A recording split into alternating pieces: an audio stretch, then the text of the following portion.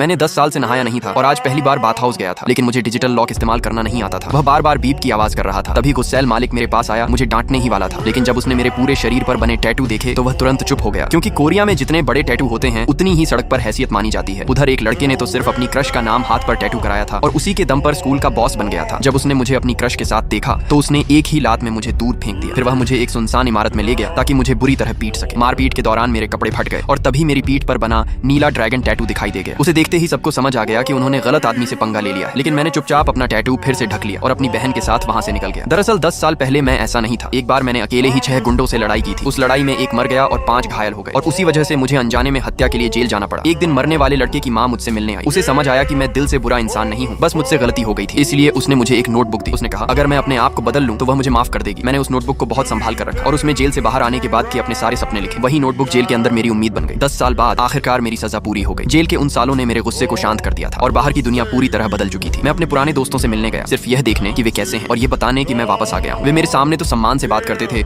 लेकिन मेरे जाते ही मेरी बुराई करने लगे। उन्होंने अपने आदमियों से कहा कि मुझ पर नजर रखें, कहीं मैं उनका इलाका वापस लेने ना आ जाऊं। फिर मैं एक छोटे से रेस्टोरेंट में गया। वह रेस्टोरेंट उसी लड़के की माँ चलाती थी जिसकी मौत हुई थी। जब उसने देखा कि मैं जेल से बाहर आ गया हूं तो वह बहुत खुश हुई। वह हमेशा मेरी फिक्र करती थी, लेकिन मैं बार बार माफी मांगता रहा। अन्ना जानती थी कि मेरे दिल में अभी भी अपराध बोध है, इसलिए मुझे सुकून देने के लिए उसने मुझे अपना गॉडसन बना लिया। उसने उस दिन दुकान जल्दी बंद कर दी, मेरे लिए बारबेक्यू बनाया और यहाँ तक कि अपने हाथों से मुझे खाना खिलाया। ये देखकर मेरी बहन को थोड़ी जलन हुई, क्योंकि अपने बेटे की मौत के बाद उसकी माँ कभी इतनी खुश नहीं दिखी थी। अगले दिन मैं अस्पताल गया अपने टैटू हटवाने। पहले मैं इन टैटू का इस्तेमाल लोगों को डराने के लिए करता था, लेकिन अब मैं सही जिंदगी जीना चाहता था। लेकिन डॉक्टर ने कहा कि इतने बड़े टैटू हटाने में बहुत पैसा लगेगा। मेरे पास पैसे नहीं थे, इसलिए मैंने एक कार रिपेयर की दुकान में नौकरी कर ली। लेकिन मेरे पुराने रिकॉर्ड की वजह से पुलिस को डर था कि मैं फिर अपराध कर सकता हूँ, इसलिए उन्होंने दुकान के मालिक से मेरे बारे में पूछा। मालिक ने कहा मैं बहुत मेहनत से काम करता हूँ और अच्छा लड़का हूँ। मेरा यह बदलाव सबको हैरान कर गया। उस रात अपनी पहली तनख्वाह से मैंने अन्ना के लिए एक सुंदर जूते की जोड़ी खरीदी और अपनी बहन के लिए वह कैमरा जो वह हमेशा से चाहती थी।